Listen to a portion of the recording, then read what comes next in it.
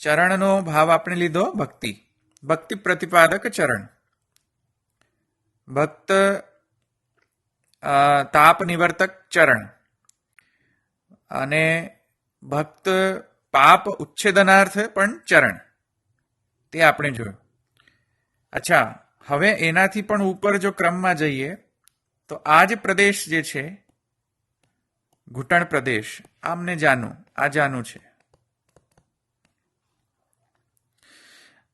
જાનુદ્વય જે છે એ કહ્યું આપણે લક્ષ્મી રૂપા છે. લક્ષ્મી રૂપા,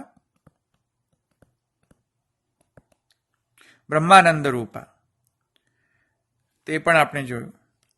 હવે એની ઉપરનો જે ક્રમ જે છે એમાં પ્રદેશ જે આવી રહ્યો છે આ પ્રદેશ, એક મિનિટ, બરાબર હાઈલાઇટ નહીં થાય. આ પ્રદેશ જે છે, આટલો પ્રદેશ, એમાં જે આ જે કટી ભાગ જે છે, જે હું તમને લાલ અથવા બ્લુ, આ જે કટી ભાગ છે, આ કટી છે, આ કટી ભાગ છે. એક સેકન્ડ. અને આ ભાગ જે છે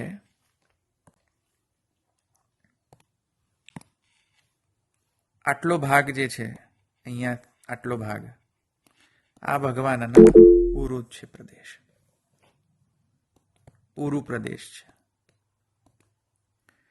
અને આ કટી ભાગ છે. એક સેકન્ડ, આપણે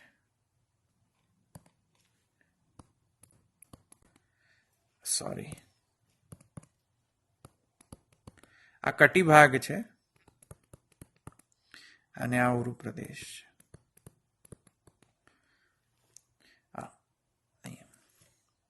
જ્યાં કટી ભાગની અંદર કટી મેખલા આપણે ધરીએ છીએ, તે કટી ભાગ વેસ્ટ કહેવાય ને ઇંગ્લિશમાં. આપણે એને we can also call it as waste. અને ઉરુ પ્રદેશ એટલે અહીંયા જંગા જેને કહેવાય, અથવા તો સાથળ, આવે ને સમજમાં. તો આ બંને જે ભાગ છે, અંગ છે ભગવાનનો, એ અંગનો અહીંયા વર્ણન અહીંયા આપણે લેવા જઈ રહ્યા છીએ. ઉરુ પ્રદેશ અને કટી પ્રદેશ. તો એ બંનેનો ધ્યાનનો પ્રકાર અહીંયા આપણે લેવા જઈએ. ઉરુ અને કટી ભાગ.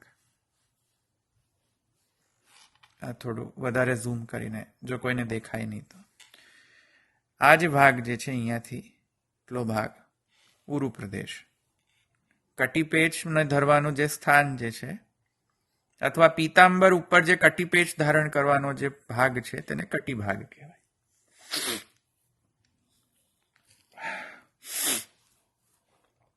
ઓકે, તો આ બંનેના સ્વરૂપનો ધ્યાનનો પ્રકાર હવે આપણે આ વખતે જોશું.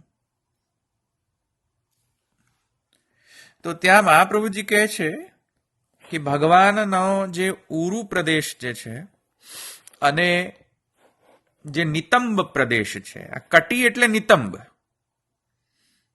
કટી અથવા નિતંબ એમ કહી દો તો પણ ચાલે. બંને સમાનાર્થી શબ્દો છે. સંસ્કૃતમાં કટિભાગને નિતંબ પણ કહેવામાં આવે છે. તો ભગવાનના નિતંબ અને બે સાથળો અથવા બે ઉરુ પ્રદેશ અથવા ઉરુ પ્રદેશ કહેવાય. તો ઉરુ પ્રદેશ અથવા બે સાથળો નો ધ્યાન અને ભગવાનનો નિતંબ અથવા કટીનો ધ્યાન, આ બંને ધ્યાનનો પ્રકાર આ શ્લોકમાં વર્ણન કરવામાં આવ્યો છે. ધ્યાન છે તે બંને સાથળો અથવા ઉરુ અને નિતંબ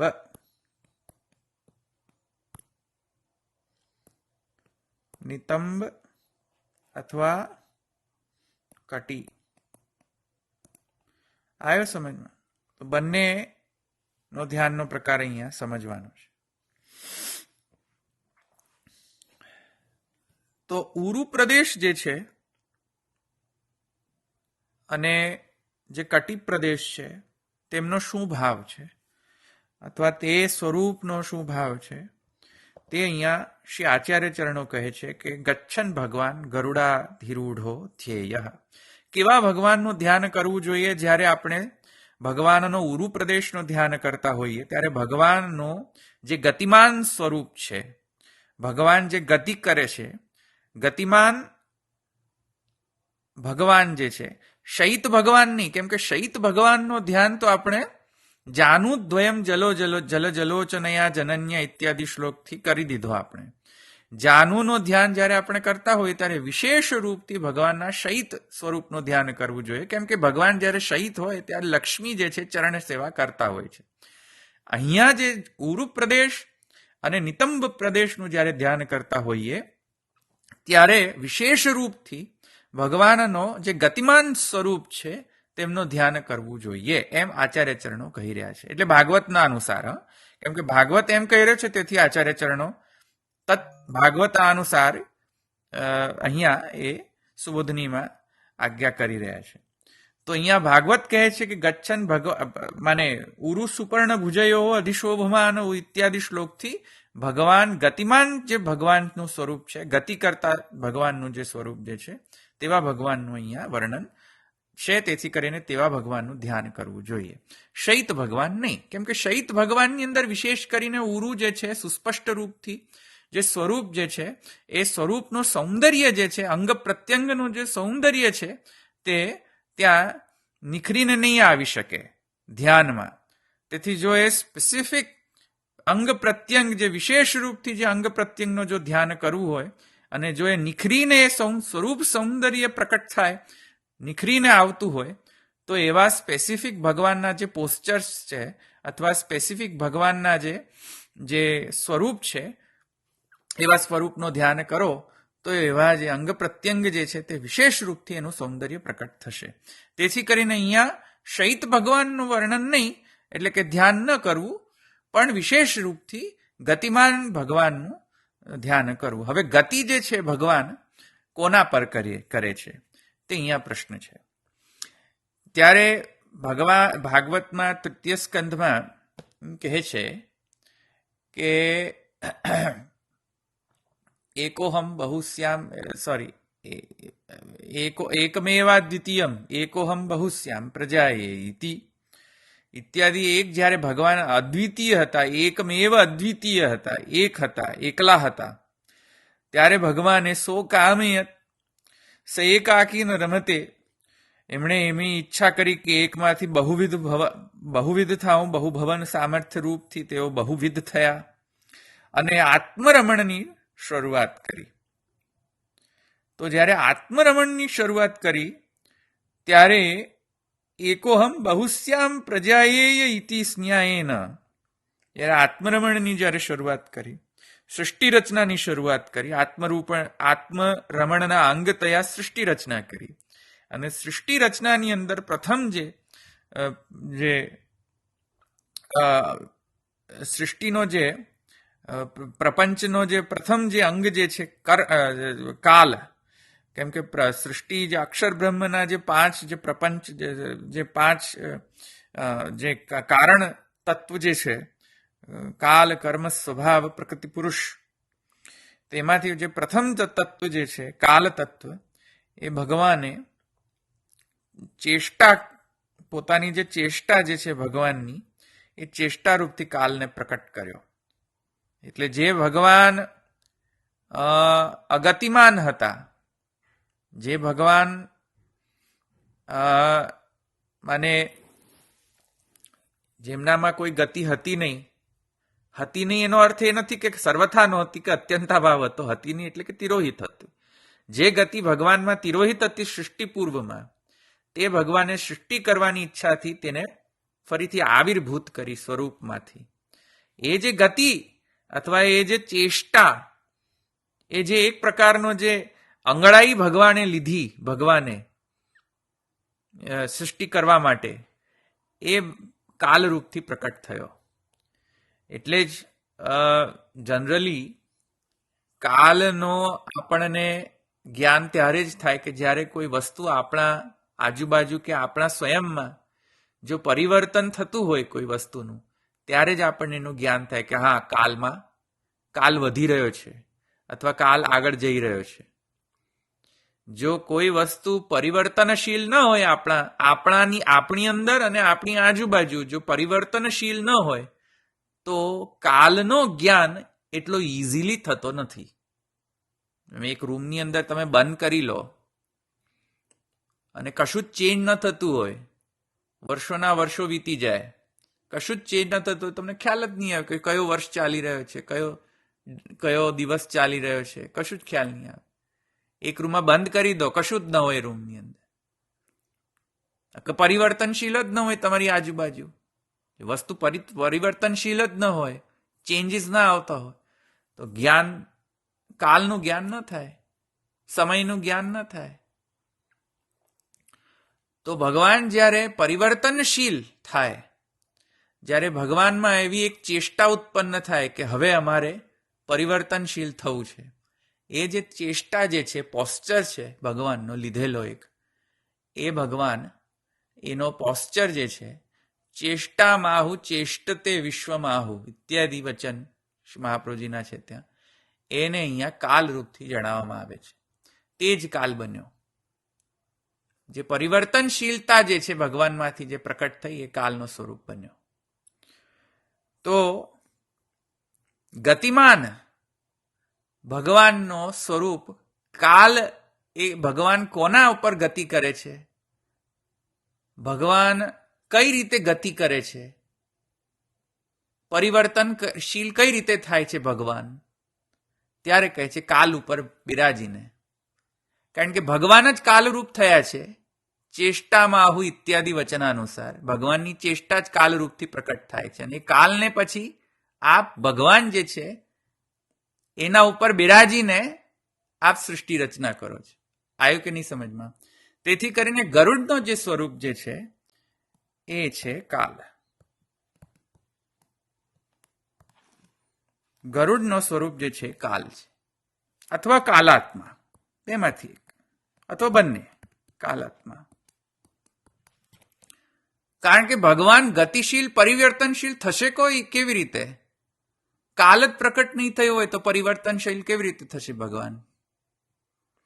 અને કાલ પણ પાછો ભગવાનમાંથી જ પ્રકટ થાય છે, જેમ મેં તમને સમજાવ્યું પહેલા. તો કોઈ વસ્તુ ગતિમાન થવા માટે કાલ તો જોઈએ કે નહીં? નહીં તો ખબર જ નહીં પડે કે ગતિમાન છે કે નહીં, કે પરિવર્તનશીલ છે કે નહીં.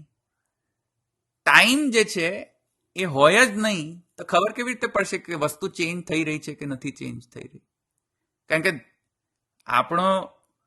આપણા આખા જગતને આપણે ટાઈમના ડાયમેન્શન વગર આપણે એને સમજી જ નથી શકતા. કોઈ પણ વસ્તુ આપણે સમજીશું તો ભૂત, ભવિષ્ય અને વર્તમાનની પરિપ્રેક્ષ્યથી જ આપણે સમજી શકીશું. ભૂત, વર્તમાન ઇત્યાદિ જો કાલનો ઉપાધિ ન હોય તો સમજી જ નહીં શકીએ આપણે કોઈ પણ જાગતિક વસ્તુને. કોઈ પણ જાગતિક વસ્તુને સમજવા માટે કાલ નેસેસરી છે. કાલ વગર સમજી જ નહીં શકાય. તો ભગવાન જે છે એ ગતિશીલ થાય છે સૃષ્ટિરૂપથી પણ, અને સૃષ્ટિ નંતર જે કાંઈ પણ સૃષ્ટિમાં થતી જેટલી પણ ક્રિયા, સૃષ્ટિમાં થતી જેટલા પણ કર્મો, એ સર્વ લીલાનો અંગ છે. અને એ લીલાના અંગ તયા ભગવાન કાલ પણ પ્રકટ કરે છે. લીલાના ઐચ્છિક દ્વૈત, લીલા કરવા માટે જે ભગવાને લીધેલા જે વિવિધ સ્વરૂપ છે તેના અંગ તયા ભગવાન કાલરૂપ પણ બને છે. અને એ કાલનો આધિદૈવિક સ્વરૂપ જે છે એ ગરુડ છે. એટલે ગરુડ પણ ભગવાનમાંથી જ ઉત્પન્ન થયેલો છે, અને ભગવાન પાછા સ્વયં ગરુડમાં જ પાછા બિરાજમાન થાય છે. આવ્યું કે નહીં સમજમાં? ભગવાનમાંથી જ ગરુડ ઉત્પન્ન થાય છે, કાલ ઉત્પન્ન થાય છે. પાછા ભગવાન પાછા એ જ ગરુડ ઉપર અધિરૂઢ થાય છે, આરૂઢ થાય છે. એ અહીંયા કહેવામાં આવી રહ્યું છે. તાદાત્મ્યને નહીં સમજત પાછું ગડબડ થશે. એટલે આ થોડો સેન્સિટિવ ટોપિક છે, થોડો ક્લિષ્ટ પણ લાગશે, પણ આ સમજાશે તો ખબર પડશે કે આ ઉરુ પ્રદેશ અને નિતંબ પ્રદેશનો અહીંયા વર્ણન આચાર્ય ચરણોએ કેમ આવી રીતે કરેલો છે. ઓકે, અહીંયા કાલ વિષય અથવા કાલાત્મા વિષય કોઈ પ્રશ્ન છે? એક્ઝેક્ટલી. એટલે આપણો કોન્સેપ્ટ કાલનો એ છે,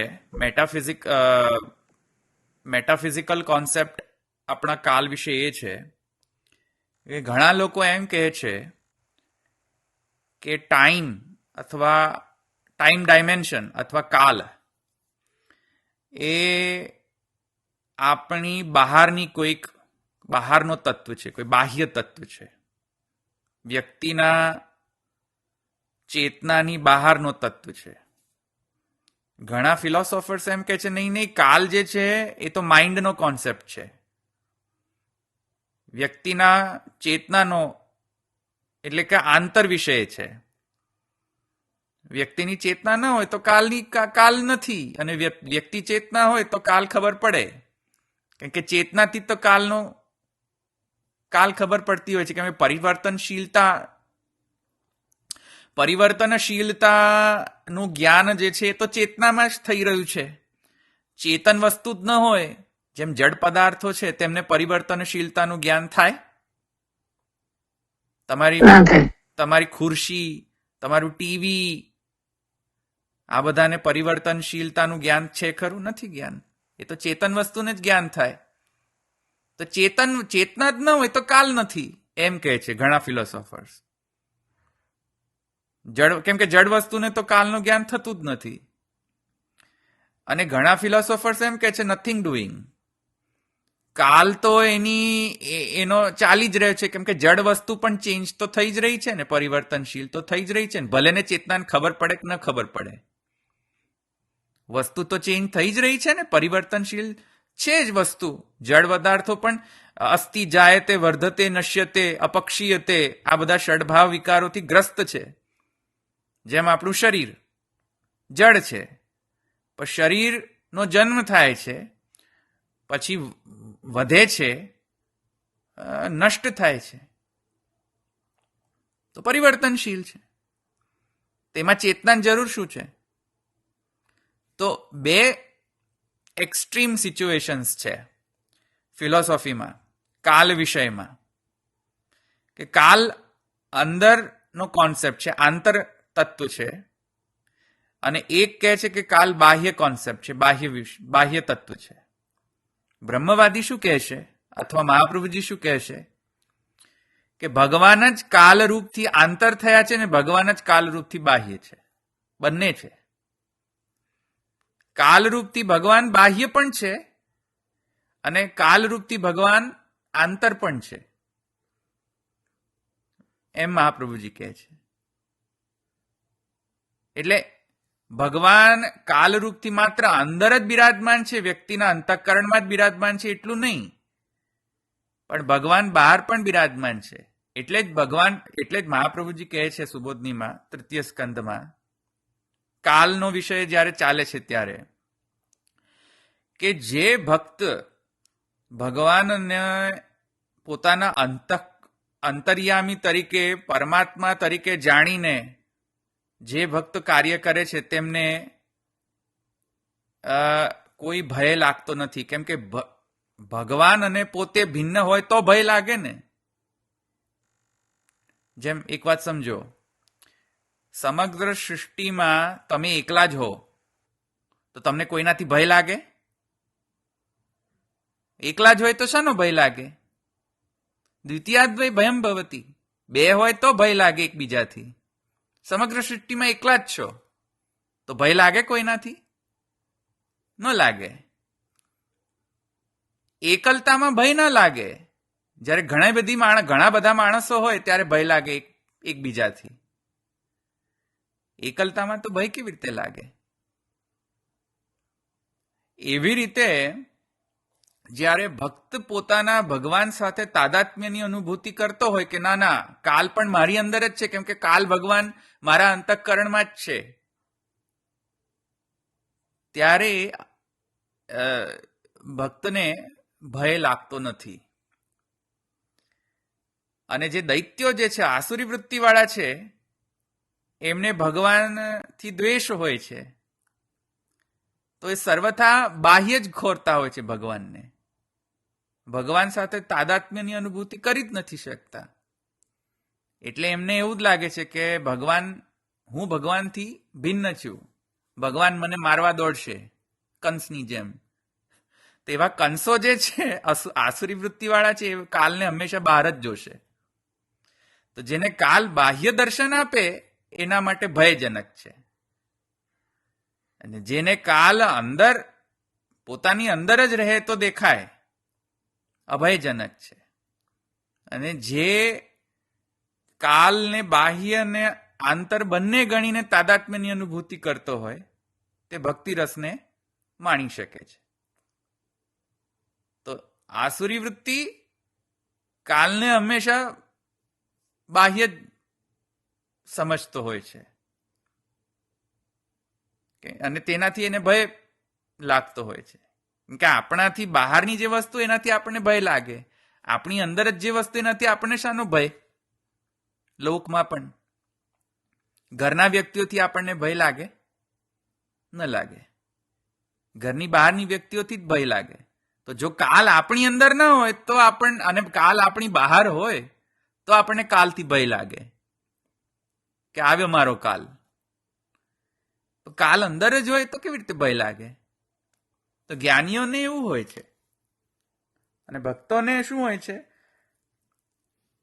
ભક્તોને એવું જ્ઞાન હોય છે કે ભગવાન જે છે એ બાહ્ય પણ કાલરૂપથી પ્રકટ થયા છે, અને એ જ ભગવાન ભક્તના અંતઃકરણમાં અથવા જ્ઞાનીના અંતઃકરણમાં પણ એ જ ભગવાન કાલરૂપથી અંતઃપ્રવિષ્ટ પણ થયા છે. એટલે અંતઃપ્રવિષ્ટ ભગવાન કાલરૂપથી અને બાહ્ય રૂપ ભગવાનનો કાલરૂપથી, આ બંને વચ્ચે તાદાત્મ્યની અનુભૂતિ જે કરે તો જ ભક્તિ રસની અનુભૂતિ શક્ય છે. તેવી જ રીતે અહીંયા જે ગરુડ છે,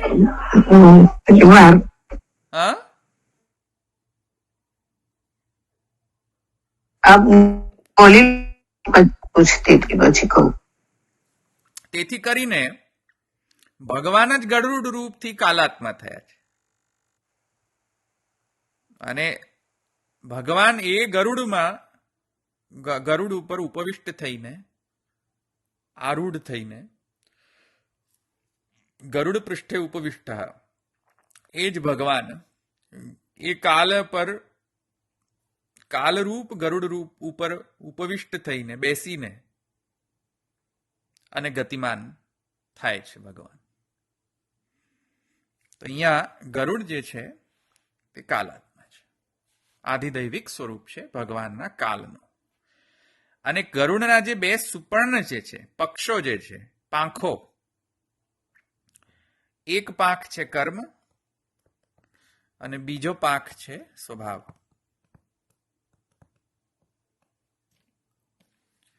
આ ગરુડના જે બે પક્ષો છે, પાંખો, એમાં એક પક્ષ છે કર્મ અને બીજો પક્ષ છે સ્વભાવ. એક વાત સમજો, કોઈ પણ કર્મ કરશો, કાલની ઉપાધિ વગર કર્મ નહીં થાય. કોઈ પણ ક્રિયા, કોઈ પણ કર્મ તમે કરશો, કાલનો ડાયમેન્શન જોઈશે જ તમને.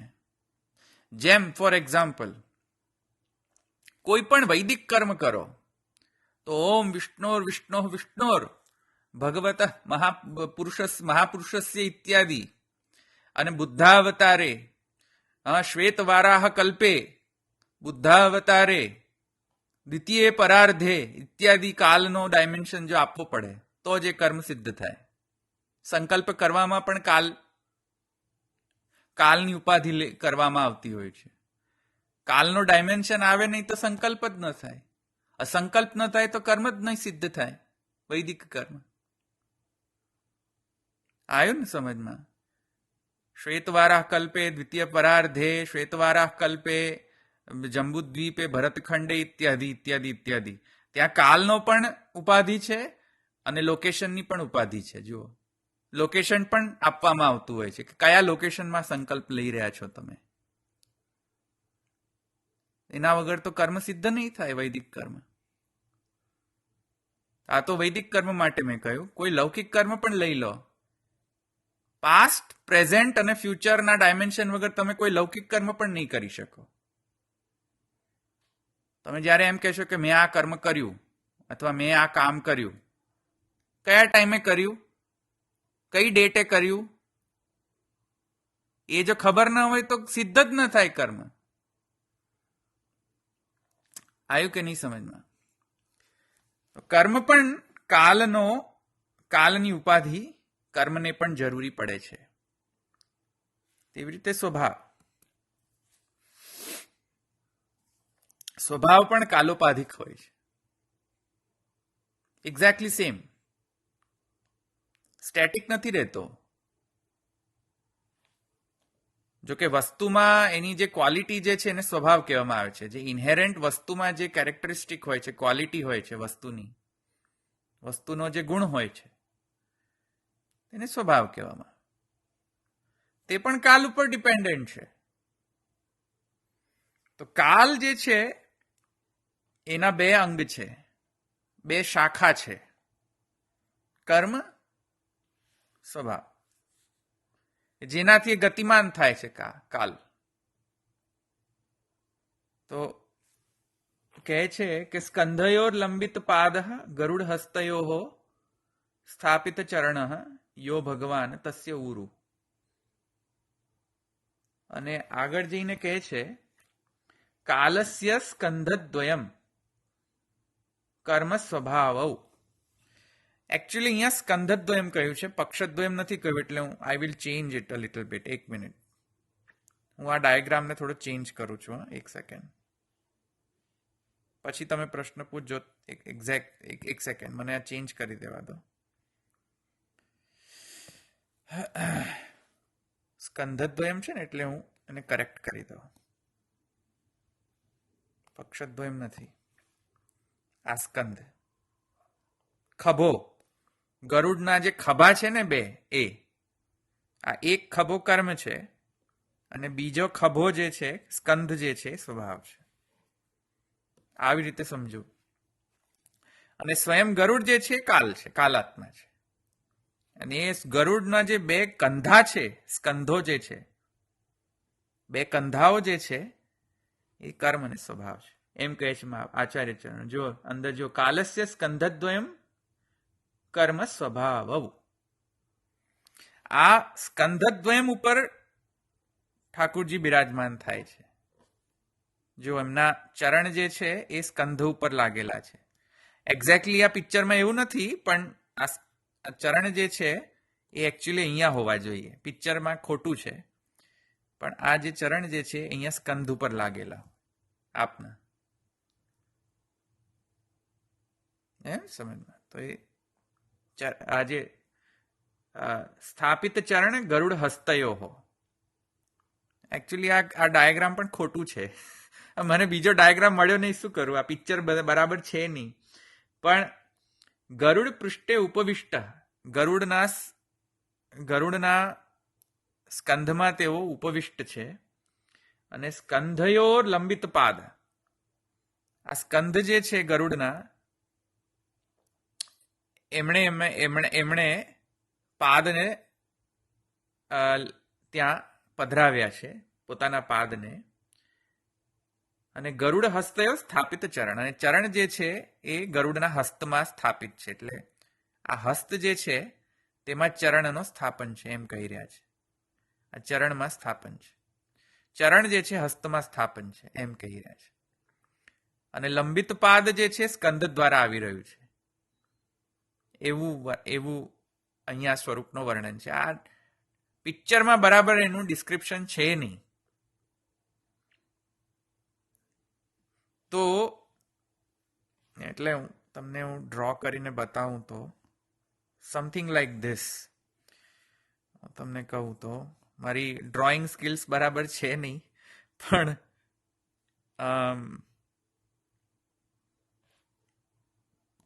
અહીંયા જે છે આ શ્રીહસ્ત છે, અને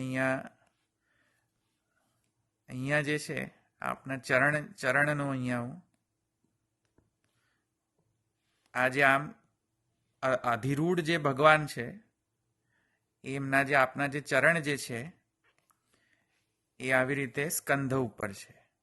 અહીંયા ગરુડ છે. અહીંયા તો આ જે સ્કંદ છે ગરુડનો, અહીંયા ત્યાં ચરણથી લઈને અને પછી અહીંયાથી આ જે શ્રીહસ્ત છે ગરુડનો, ત્યાં અહીંયા ચરણ સ્થાપન છે. આવી રીતે કંઈક પોઝિશન છે. હોરિબલ ડ્રોઈંગ છે મારું, પણ આવી રીતે કંઈક પોઝિશન છે એમની. તો અહીંયા આવી રીતે સમજવું જોઈએ. તો સ્કંદ જે છે ગરુડના, તે એક સ્કંદ છે કર્મ, એક સ્કંદ છે સ્વભાવ. સ્વયં ગરુડ જે છે કાલાત્મા છે, એના ઉપર ઉપવિષ્ટ થઈને ઉપર બિરાજીને ભગવાન ગતિમાન થાય છે. તેવું અહીંયા આચાર્ય ચરણ કહે છે. ચાલો, કોઈ ક્વેશ્ચન્સ છે? કાલને અંદર પણ ગણીએ છીએ, કાલને બહાર પણ ગણીએ છીએ. કેમ? કેમ કે એ જ અંદરનો રહેલો કાલ, એટલે કે આપણી ભીતરમાં રહેલો જે કાલનો કોન્સેપ્ટ છે માઇન્ડમાં, એ અને આપણી બહાર રહેલો જે કાલ જે છે ભૂત, ભવિષ્ય, વર્તમાન ઇત્યાદિ, અથવા તો પરિવર્તનશીલતા રૂપથી જે કાલ જે આપણી બહાર પણ જે વિદ્યમાન છે, તે સર્વ કોણ બનેલો છે? ભગવાન. ભગવાન જ ચિદરૂપ બનેલો છે, ભગવાન જ શરીરરૂપ બનેલા છે, ભગવાન જ જડરૂપ બનેલા છે, ભગવાન જ ચિદરૂપ બનેલા છે, ભગવાન જ આનંદરૂપ બનેલા છે. આવી સમજમાં?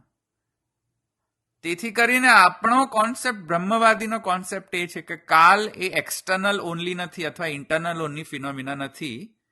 કાલ એ બંને એક્સટર્નલ પણ છે, ઇન્ટરનલ પણ છે. એ અહીંયા ધ્યાનમાં રાખવું જોઈએ. તેથી કરીને ભગવાન એક્સટર્નલ કાલનો ગરુડ રૂપથી સ્વરૂપ ધારણ કરીને એ જ કાલ ઉપર અધિરૂઢ થાય છે. કારણ કે કંટ્રોલ કરે છે કાલને. ભગવાન જો એની ઉપર અધિરૂઢ જ ન થાય તો કંટ્રોલ કોણ કરે? કાલ તો ચાલ્યા કરે ને જાતે. પછી દાઈનો ઘોડો રમતો જમતો છૂટતો, જેમ કરે તેમ કરવું, પછી કાલ કરવા માંડે. કંટ્રોલ કોણ કરે કાલને? કંટ્રોલ કરવા માટે એના ઉપર અધિરૂઢ થવું પડે, આરૂઢ થવું પડે, તો પેલા ગરુડને કંટ્રોલ કરી શકે ભગવાન. તો કાલ ઉપર અધિરૂઢ ભગવાન થાય તો કાલને કાલ ઉપર ભગવાન કંટ્રોલ કરી શકે એવું જ્ઞાન આપણને થાય. અને જો ભગવાન ગરુડ ઉપર અધિરૂઢ ન થાય તો આપણને એમ લાગે કે કાલ જુદું હશે અને ભગવાન જુદા હશે, અને કાલ ઉપર ભગવાનનો કોઈ કંટ્રોલ જ નથી એવું લાગે આપણને. પણ એવું નથી. ભગવાન જ સ્વયં કાલરૂપ બન્યા છે અને ભગવાન જ એની ઉપર વળી પાછળ અધિરૂઢ થઈને એને કંટ્રોલ કરી રહ્યા છે. એ અહીંયા કહેવામાં આવી રહ્યું છે. નહીં, કાલ હજુ પણ ફરીથી મેં સમજાવ્યું તમને. યમ એ અહીંયા કોન્સેપ્ટ એ હું નથી કહેવા માંગી રહ્યો, અથવા નહીં આચાર્ય ચરણો કહેવા માંગી રહ્યા. અહીંયા કાલ એક ડાયમેન્શન છે જે પરિવર્તનશીલતાનો સૂચક છે. યમ તો એક દેવ છે. કાલ અહીંયા બ્રોડર સેન્સમાં અહીંયા કહેવામાં આવી રહ્યું છે, માત્ર યમ સૂચક નથી. ઓકે, એની નેક્સ્ટ નિલેશભાઈ. જસ્ટ અ સેકન્ડ, નિલેશભાઈ બોલતા હતા. હા, બોલો. આપણે જે સચ્ચિદાનંદ બ્રહ્મ માંથી અક્ષર બ્રહ્મ થાય છે, અને અક્ષર બ્રહ્મ માંથી કાલ, કર્મ, સ્વભાવ, પ્રકૃતિ અને પુરુષ. તો એટલે એ જે કાલ કર્મ સ્વભાવના આધિદૈવિક સ્વરૂપે ગરુડજી એમ સમજવાનું. પણ એના ત્રણેયના ફંક્શન અલગ અલગ છે, એટલે અક્ષર બ્રહ્મ માંથી એ આપણે અલગ અલગ બતાવીએ છીએ. કરેક્ટ. અહીંયા અર્થ સમજવાનો એ છે કે ભગવાનમાંથી જ કર્મ પ્રકટ થાય છે, ભગવાનની કર્મ શક્તિમાંથી કર્મ પ્રકટ થાય છે, ભગવાનમાંથી જ સ્વભાવ પ્રકટ થાય છે, ભગવાનમાંથી જ કાલ પ્રકટ થાય છે. પણ પછી ભગવાન પ્રકટ કરીને એને દાઈનો રમતો જમતો ઘોડો રમતો જમતો છૂટો એમ નથી કરી દેતા, અંતઃપ્રવિષ્ટ થઈને એને કંટ્રોલ પણ કરે છે. તત્ સૃષ્ટવા તદેવાનુપ્રાવિશત તદનુપ્રવિશ્ય સચ્ચત્યચ્ચ ભવત. આવ્યું સમજમાં? એ અહીંયા સમજવાનું છે કે કાલ ઉપર પોતે બિરાજમાન થાય છે પાછા. એ જ કર્મ ઉપર ભગવાન બિરાજમાન થાય છે, એ જ સ્વભાવ ઉપર ભગવાન બિરાજમાન થઈને એને કંટ્રોલ કરે છે. અને કંટ્રોલિંગ ફેક્ટર ભગવાન પોતે જ છે. Correct, right. કાલાતિક્રમ, કર્માતિક્રમ, સ્વભાવાતિક્રમ. કર્મને ઉલ્લંઘન, કાલનો ઉલ્લંઘન, સ્વભાવનો ઉલ્લંઘન, આ કરવામાં સામર્થ્ય એક જ માત્ર છે, ભગવાન. એ અહીંયા જણાવવામાં આવી રહ્યું છે. ગતિમાન ભગવાન, અચ્છા ગચ્છન ભગવાન, ગરુડાધિરૂઢો ધ્યેય, એ આ ધ્યેય છે. આવી સમજમાં? आपने बताया कि कटी प्रदेश और उरु प्रदेश का ध्यान करना, तो वो सिर्फ ओनली ध्यान करना इतना ही है कि उस पे गरुड़ पे भगवान सवार है, उसका रोल इतना ही है इधर? कटी प्रदेश और उरु का ध्यान करना बताया आपने, तो वो ध्यान ओनली यही है कि भगवान गरुड़ पे उस पे बैठते हैं? नहीं, वो तो एक, या उसका नहीं, अब समझा मैं आपका प्रश्न, समझ गया. जैसे मैंने पहले आपको बताया शुरुआत में, जब मैंने इस श्लोक का वर्णन शुरू किया, तब मैंने एक बात बताई थी कि जैसे जानू का ध्यान करते समय कौन से स्वरूप का ध्यान करना, तो वहां पे आचार्य चरणों ने कहा शयित भगवान का ध्यान करना. और जब उरु प्रदेश का ध्यान करना हो, तब आचार्य चरण कह रहे हैं कि नहीं, गच्छन भगवान का ध्यान करना, जो गतिमान भगवान है उनका ध्यान करना. इसका मतलब ये नहीं है, इसका मतलब ये नहीं है कि भगवान, जो शहीद भगवान में उरु की भावना नहीं करनी चाहिए, करनी चाहिए, उसमें कोई प्रॉब्लम नहीं है. या इसका मतलब ये नहीं है कि गतिमान भगवान में माने जानू द्वय का ध्यान नहीं करना चाहिए. ये तात्पर्य अर्थ नहीं है. तात्पर्य अर्थ ये है कि तत्तद अंग प्रत्यंग के स्वरूप का जो सौंदर्य लावण्य है, वो तत्तद स्वरूप, तत्तद जो उनकी जो लीलाएं हैं, उसमें सौंदर्य निखर के आता है. तो यहाँ पे अगर गतिमान भगवान है, तो वहां पे भगवान का कटि प्रदेश और भगवान के जो उरु प्रदेश है, वो विशेष रूप से माने उनका सौंदर्य निखर के आता है, उनका सौंदर्य प्रकट होके आता है. क्यों? एक बात समझो, अभी ये अच्छा प्रश्न है, एक बात समझो. जब अपन लोग घोड़े पे सवार होते हैं, ट्राई करना, कौन जिसने भी घोड़े पे सवारी की हो ना, या किसी पे भी सवारी, गधे पे, घोड़े पे, भैंस पे, किसी पे भी आपने सवारी करी हो, तो एक बात ध्यान में आई होगी आपके, पता नहीं आई होगी नहीं, बट स्पेसिफिकली ये बात बहुत इंपॉर्टेंट है कि जब भी हम किसी पे सवार होते हैं, तब सेंटर ऑफ ग्रेविटी, हमारी जो बॉडी की सेंटर ऑफ ग्रेविटी होती है, जो सेंटर ऑफ ग्रेविटी पूरा जो, हाँ, वो बॉडी की कटी प्रदेश में आ जाती है. कटी अगर कटी ही वीक हो ना आपकी, अगर आपके नितंब वीक हो ना, तो आप अधिरूढ़ नहीं कर सकते हो, घोड़े पे बैठ नहीं सकते हो, किसी पे बैठ नहीं सकते हो, बैठ ही नहीं सकते हो आप ट्राई करना. सेंटर ऑफ ग्रेविटी साइंटिफिकली और बायोलॉजिकली, सेंटर ऑफ ग्रेविटी जब अपन किसी पे बैठते हैं, अधिरूढ़ होते हैं, तब हमारी सेंटर ऑफ ग्रेविटी, अपन लोग वो एक्टिवा में भी बैठते हैं ना पीछे, तो उसमें भी कटी प्रदेश अगर वीक हो ना अपन का, तो अपन एक तरीके से बैठ नहीं सकते, क्योंकि फोर्स आएगा, प्रेशर जब आएगा बैठने के लिए, तो बैक में ही आएगा, आपके वेस्ट में ही आपका प्रेशर आएगा मेनली. तो तो भगवान का अगर ओके। कटी प्रदेश का ध्यान करना हो तो कौन से प्रकार के भगवान के स्वरूप का ध्यान करे? विशेष रूप से भगवान के गतिमान स्वरूप का, एक्टिवा में बैठे हुए। गतिमान। आया कि नहीं समझ हाँ में? हाँ, बराबर है।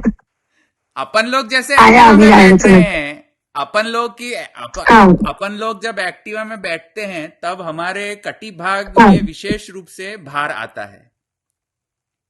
हाँ वैसे ही भगवान जब गरुड़ाधिरूढ़ होते हैं तब आपका हाँ, जो कटी प्रदेश है वो एक्टिवेट हो जाता है। ओके।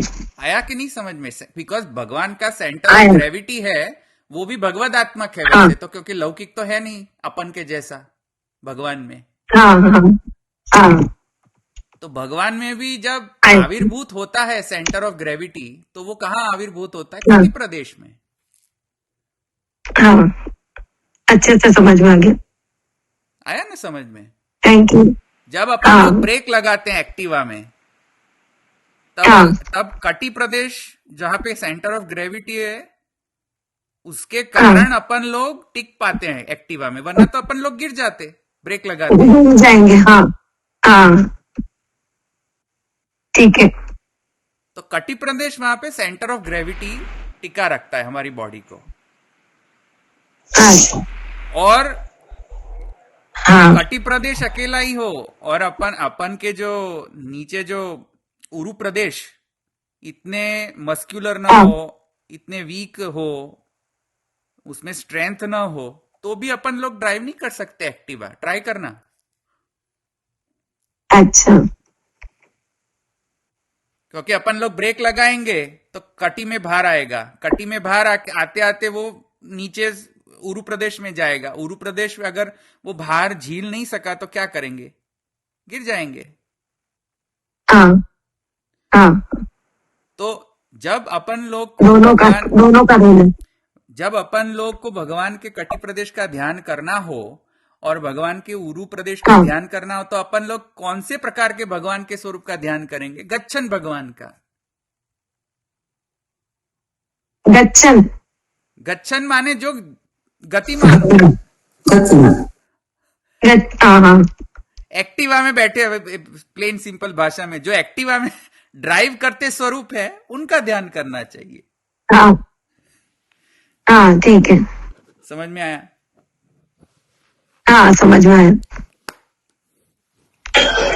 मतलब हाँ ऐसा कह सकते हैं ना धवल भाई कि भगवान जब गरुड़ारूढ़ हो वो स्वरूप का ध्यान करना, हाँ, वही बोल रहे हैं। है ना? वही मैंने बोला। ठीक है। ओके। હા ધવલભાઈ રેખાબેન બોલું છું। हाँ बोलो। હા, એટલે આપે એવું સમજાવ્યું ને કે આસુરી વૃત્તિ વાળો છે એ કાલને બહાર જુએ ને ભય પામે, પછી ભક્ત છે એ તાદાત્મ્ય જુએ, બરાબર, બાહ્ય ને અંદર, એટલે એને પ્રભુ પોતાના નથી દેખાતા ભક્તને।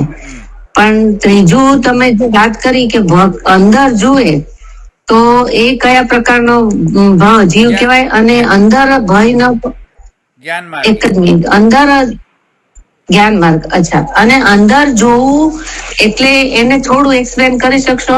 આ બંને તો ખ્યાલ આવી ગયા, અંદર જોવામાં કેવી રીતે એ સમજે કાલને? કોઈને એમ ખબર પડી જાય કે મારી મૃત્યુ મારી અંદર જ છે, મારી મૃત્યુ બહાર નથી, એટલે હું અને મૃત્યુ એક જ છીએ, એને મૃત્યુનો ભય લાગે?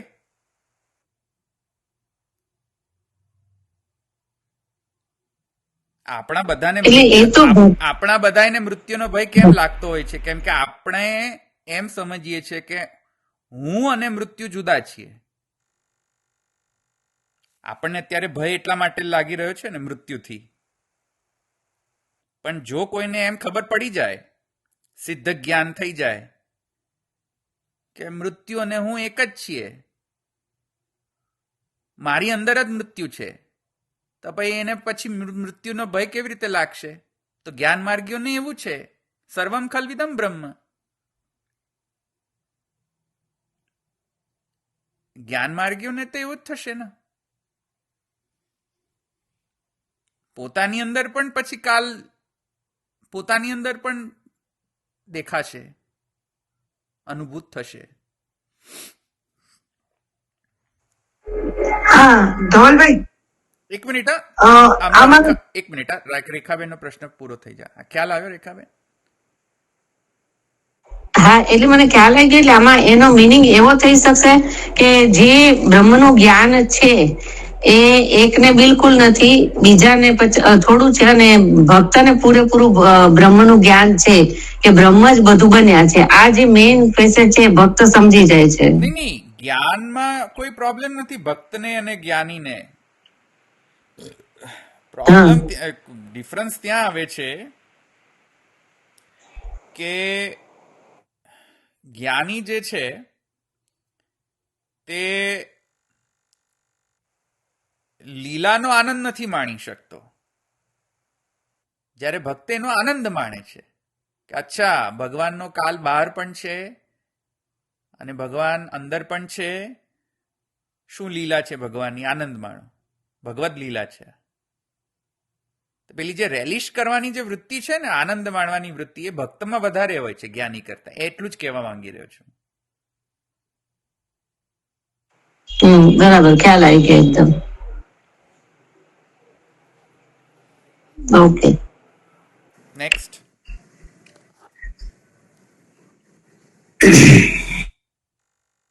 આ વાળા ભક્તો એમને ન બાધક હોય, કેમ કે કાલથી પણ તે ઉપર છે. પુરુષોત્તમ પ્રકટ છે તેમના અંતઃકરણમાં.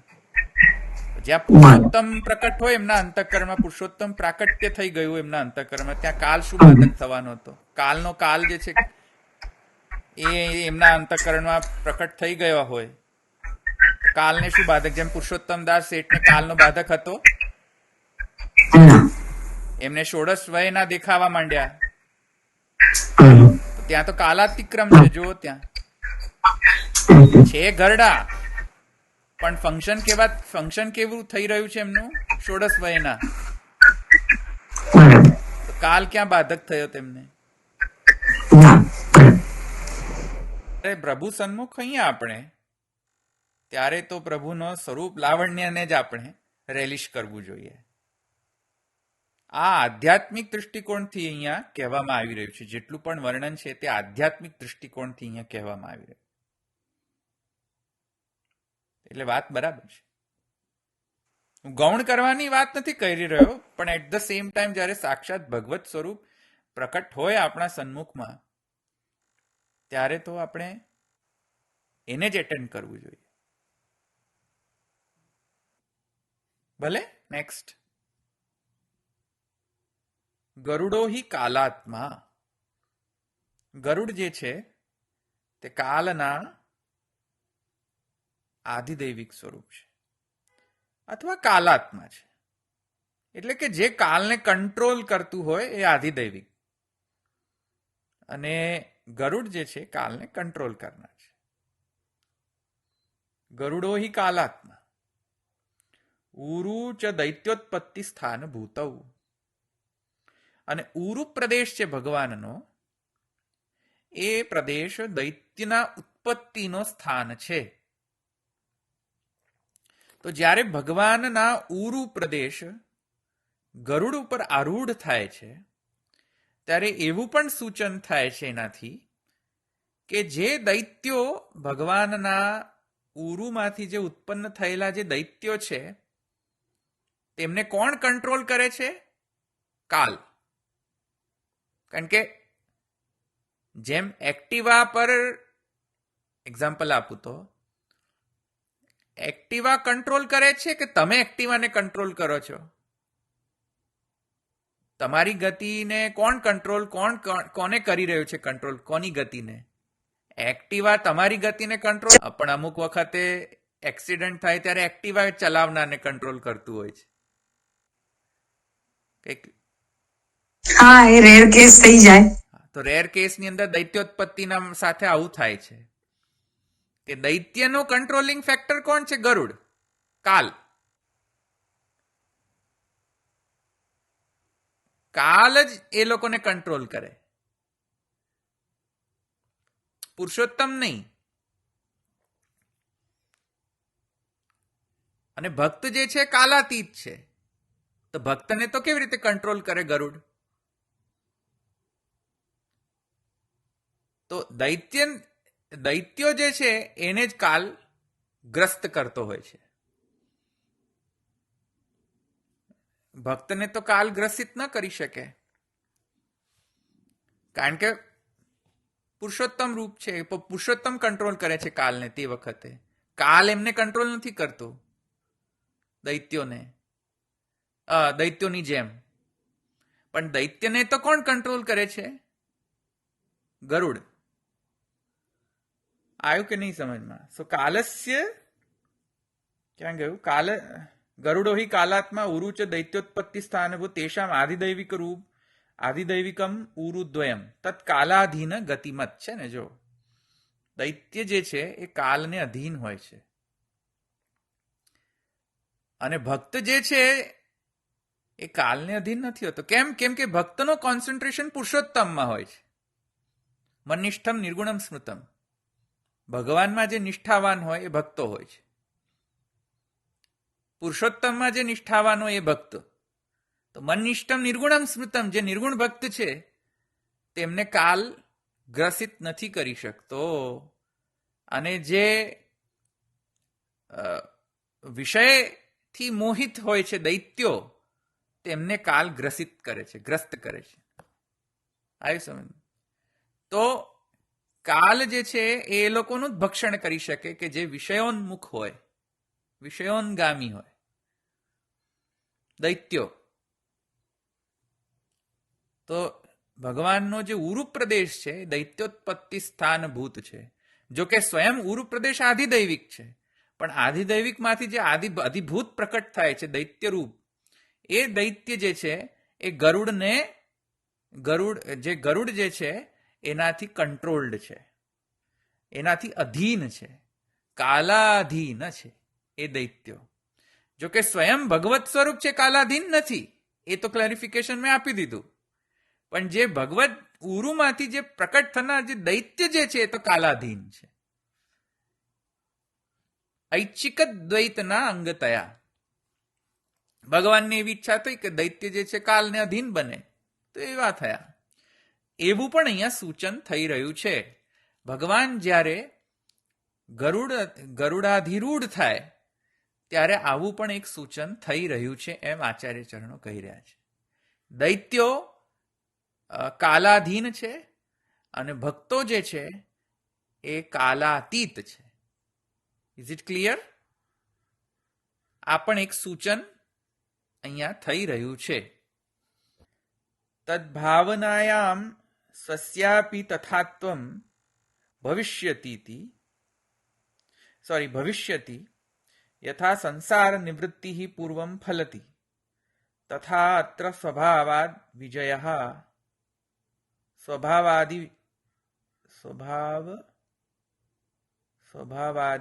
હા, બરાબર છે, સ્વભાવાદિજય. અહીંયા એક બીજું પણ સૂચન થઈ રહ્યું છે કે કેમ કે ભગવાન જે છે તે ગરુડાધિરૂઢ છે, ગરુડ પર ઉપવિષ્ટ છે, ગરુડને કંટ્રોલ કરી રહ્યા છે. અને ગરુડ જે છે તે કાલ, કર્મ અને સ્વભાવ ત્રણેય રૂપ છે. તેથી કરીને એવું પણ સૂચન થઈ રહ્યું છે કે આવા ભગવાનનો ધ્યાન કરવાથી ભગવાનની કાલાતીત રૂપતા, ભગવાનની કર્માતીત રૂપતા અને ભગવાનનું સ્વભાવાતીત રૂપતાનું ત્યાં સૂચન થઈ રહ્યું છે. અને એવા જ્ઞાનથી આપણે પણ કાલાતીત થશું, આપણે પણ કર્માતીત થશું અને આપણે પણ સ્વભાવાતીત થશું ભગવત સ્વરૂપના ધ્યાન દ્વારા. એવું પણ સૂચન અહીંયા થઈ રહ્યું છે. ભગવાન ઉપર જો કોન્સન્ટ્રેશન રાખશો તો આ બરાબર છે, પણ કોઈ એક અંગ પ્રત્યંગ ઉપર તમે સ્થિર થઈ જશો અને ભગવાનના સ્વરૂપથી ભિન્ન ગણશો તો દૈત્યોત્પત્તિ સ્થાન રૂપા થઈ જશે. સમજમાં આવ્યું કે નહીં? એ અંગ પ્રત્યંગને ભગવત સ્વરૂપથી ભિન્ન કરીને જોશો તો દૈત્યોત્પત્તિ સ્થાન થઈ જશે ઉરુ. અને જો ઉરુને ભગવત સ્વરૂપથી તદાત્મ કરીને સમજશો તો કાલાતીત રૂપતા થઈ જશે. આ સમજમાં આવે શું કહું છું? ભગવદ અંગને ભગવત સ્વરૂપથી ભિન્નતયા દ્વૈત દૃષ્ટિથી જોશો તો દૈત્યોત્પત્તિ સ્થાન રૂપથી કાલાધીનત્વ થઈ જશે. અને જો ભગવત અંગને ભગવત સ્વરૂપથી તદાત્મ થઈને સમજશો તો કાલાતીત રૂપતા થઈ જશે. આ સમજવાની આવશ્યકતા છે. ક્લિયર થયું?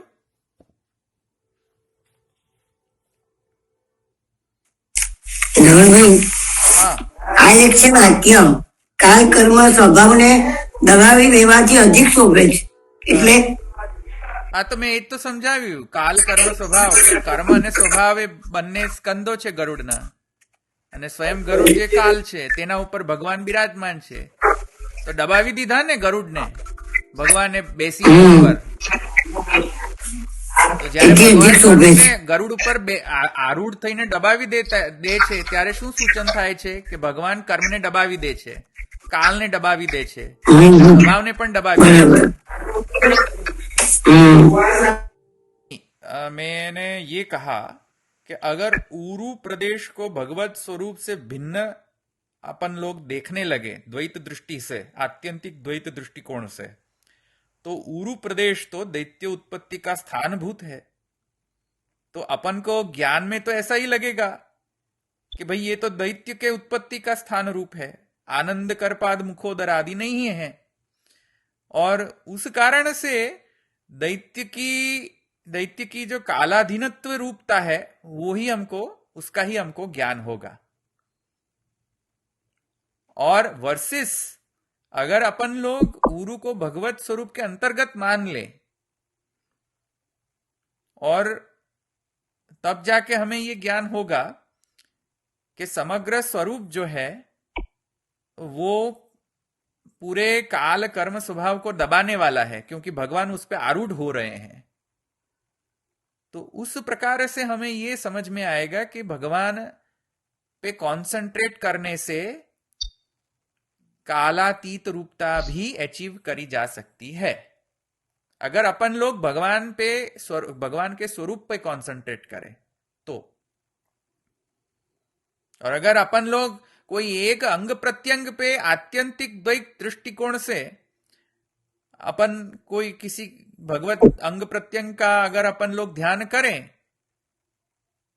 तो फिर तो कालाधीनत्व रूप आ जाएगा. क्योंकि भगवान के उरु प्रदेश से तो दैत्य उत्पत्ति का स्थान है, तो सेमेटिक रिलीजन तो ऐसे ही कंसीडर करेगा कि भाई भगवान में से सैटेनिक फोर्सेस कैसे उत्पन्न हो सकती है, तो भगवान ही नहीं रह गए. ये तो भगवान सैटन कैसे बन सकता है? तो भगवान ही नहीं रह गया. अगर भगवान शैतान बन सकता है तो भगवान ही नहीं रह गया. आया कि नहीं समझ में? ये तो अपन लोग ब्रह्मवादी दृष्टिकोण से समय तभी समझ में आएगा, क्योंकि भगवान के स्वरूप में से शैतान प्रकट हो, ये सेमेटिक रिलीजन में ग्राह्य ही नहीं है. अपन लोग ही इसको कॉम्प्रिहेंड कर सकते हैं. अपन लोग ब्रह्मवादी लोग ही इसको समझ सकते हैं, जस्टिफाई कर सकते हैं कि कैसे भगवान में से शैतान की उत्पत्ति होती है. वरना कोई भी रिलीजन में ऐसा नहीं कहा गया है, अन्य रिलीजन में, कि भाई भगवान में से शैतान उत्पन्न होता है. भाई भगवान में से शैतान क्यों उत्पन्न होगा? भगवान तो सर्व कल्याणकारी है. सर्व का कल्याण करने के लिए उद्यम करते हैं भगवान. भगवान शैतान को क्यों प्रकट करेगा? तो इसके कारण मैंने ये समझाया कि भाई भगवान में से दैत्य की उत्पत्ति भी होती है, पर अगर अपन लोग भगवान के अंग को भिन्नतया भगवान के स्वरूप से समझने लगे तो वो सेमेटिक रिलीजन जैसा कर देंगे हम फिर. तो ऐसा न हो जाए, इसके कारण ब्रह्मवादी रहें. इसके कारण मैंने ये समझाया कि भाई भगवत स्वरूप के साथ तादात्म्य का बोध हो तभी इसको समझा जा सकता है कि भाई शैतान की उत्पत्ति कैसे होती है इसमें से. आया समझ में?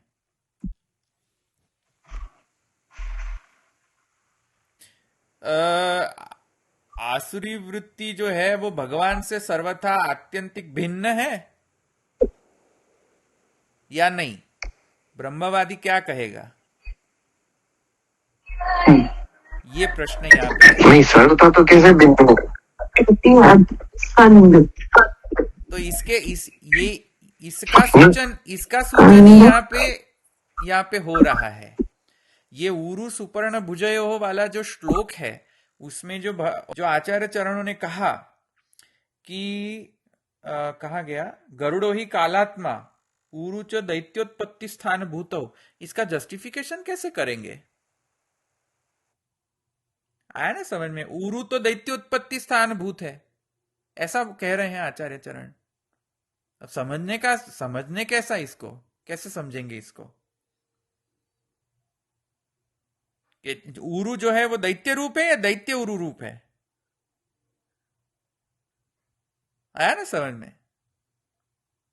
जैसे रिंगण लीला में भगवान की जो घुटने हैं वो सुतल रूप है, ऐसा कहा है ना रिंगण लीला में। किसी ने पढ़ा है प्रमाण प्रकरण? हाँ। अब उसमें सुतल रूप जो है वो भगवान के घुटने हैं, ऐसा कहा गया है। तो उसमें ऐसा कहा कि जब भगवान रिंगण करते हैं तब सुतल स्थापित जो भी दैत्य हैं उसका मर्दन उपमर्दन कर रहे हो आप। तो इसका मतलब ये करना है कि भाई माने घुटने जो है भगवान के वो दैत्य के रहने का स्थान है, केवल यही समझना? नहीं नहीं नहीं नहीं। तो कैसा माने विभत्स स्वरूप सिद्ध हो जाएगा भगवान का। तो फिर आनंद कर पाद मुखोदर आदि जो कह रहा है शास्त्र, उसका क्या करेंगे हम? ये कही बात जा रही है।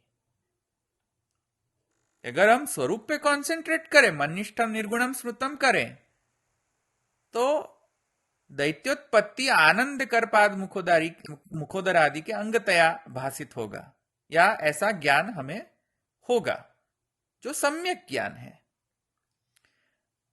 और अगर हम लोग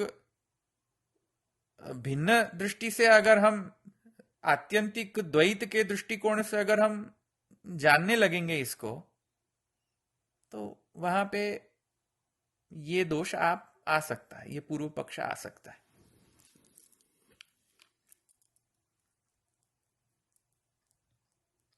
ठीक है, ક્લિયર થયું? યમુનાજીમાં એવું સામર્થ્ય છે કે સ્વભાવ વિજયો ભવેત, એવું સામર્થ્ય છે યમુનાજીમાં કે જે ભક્તોનો જેવો સ્ટેટિક નેચર હોય, આપણા બધાનો એક સ્ટેટિક નેચર હોય છે જે ચેન્જ કરવો બહુ મુશ્કેલ છે. જન્મજાતથી કોઈ એક સ્પેસિફિક સ્વભાવ આપણામાં બિલ્ટ ઇન હોય છે, ડીએનએ થ્રુ હોય છે કે એના ઇનહેરિટન્સથી આપણને પ્રાપ્ત થયું હોય છે કે આપણે પોતાની જાતે આપણા એન્વાયરમેન્ટમાં એવા થઈ ગયા હોતા હોઈએ છીએ સ્વભાવતયા. હવે એને ચેન્જ કરવું કેવી રીતે? એ સ્વભાવાતીત એટલે કે આપણે કંટ્રોલ કરીએ સ્વભાવને, સ્વભાવ આપણને ન કંટ્રોલ કરે. જેમ આપણે એક્ટિવાને કંટ્રોલ કરીએ છીએ, એક્ટિવા તો આપણને કંટ્રોલ નથી કરતું ને, એવી રીતે સ્વભાવ આપણને ન કંટ્રોલ કરતો હોવો જોઈએ, આપણે સ્વભાવને કંટ્રોલ કરતા હોઈએ. એવી રીતે કર્મના પણ